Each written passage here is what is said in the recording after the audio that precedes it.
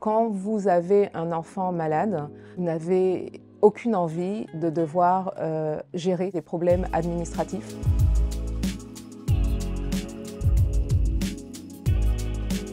La découverte de la maladie de Mathéo a été totalement fortuite. Dès que le mot lymphome a été posé, moi j'ai craqué, j'ai éclaté en sanglots. Mathéo a très mal pris la nouvelle. Il s'est retourné, il ne parlait plus ni aux médecins ni à moi. Il s'est totalement fermé sur lui-même.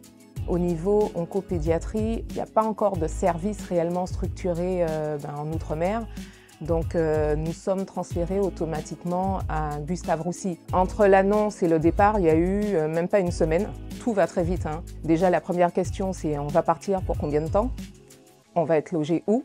Je n'ai pas que Mathéo, j'ai une petite fille de 6 ans. En gros, c'est comment s'organiser.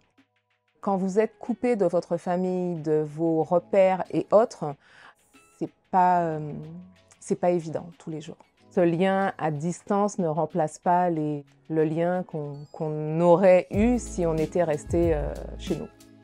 Nous sommes supposés avoir, c'est une obligation, une continuité scolaire. Ça, c'est dans l'idéal. Dans les faits, la mise en place reste très compliquée. Il est à la limite du décrochage scolaire. Pour moi, c'est important qu'il ait un lien avec l'école parce que ça permet d'avoir autre chose en tête que la maladie.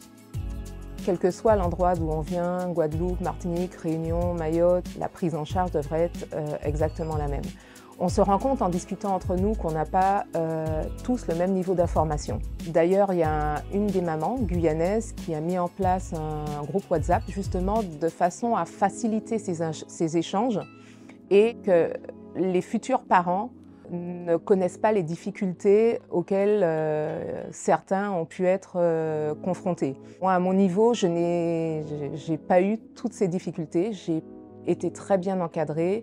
La Ligue Martinique m'informe régulièrement, que ce soit les difficultés que j'ai avec l'école ou même des informations pratiques qui permettent d'apaiser un peu les choses.